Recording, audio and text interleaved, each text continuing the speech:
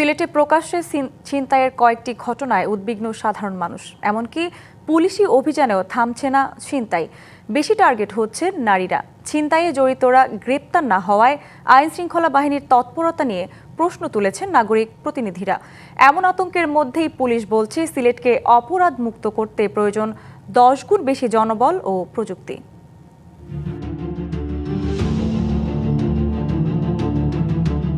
গেল বৃহস্পতিবার সকালে নগরীর সাগরদিঘির পাড় এলাকায় প্রকাশ্যে দেশি অস্ত্রের মুখে ছিনতাই করা হয় এক শিক্ষার্থীকে। মোবাইল ফোন, ব্যাগ ছিনিয়ে নিয়ে যায় ছিনতাইকারীরা।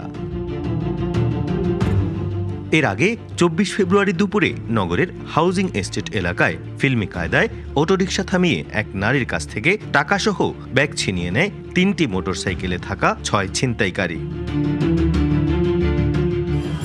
এরকম ছোট বড় ছিনতাইয়ের ঘটনা ঘটছে প্রতিনিয়ত। এসব ঘটনা বেশি ভীতি ছড়াচ্ছে নারীদের মাঝে।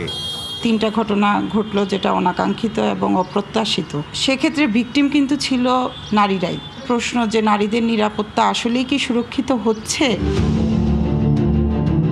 ঈদ ঘিরে নগরে বেড়েছে মানুষের আনাগোনা। এমন পরিস্থিতিতে অপরাধ ঠেকাতে প্রশাসনের ভূমিকা কতটা কার্যকর সে প্রশ্ন নাগরিক প্রতিনিধিদের। এটা ধারণ করা হয়েছে সিসি ক্যামেরা, কিন্তু এখন পর্যন্ত যা দেখলাম সেই ঘটনার আলোকে নির্দিষ্ট কাউকে ধরা বা ছিনতাইকৃত মালামাল উদ্ধার করা এখনো সম্ভব হয়নি। সুতরাং এটা আমি সুস্পষ্টভাবে বলতে চাই যে এটা মেট্রোপলিটন পুলিশের একটা ব্যর্থতা।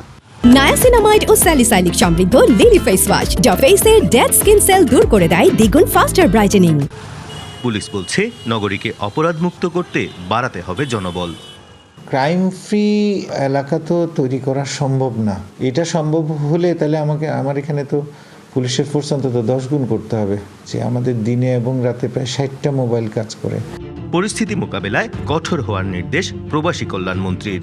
এই ঈদকে সামনে রেখে ছিনতাই এটা আমার মনে হয় পুলিশের গোয়েন্দা নজরদারি বাড়াতে হবে।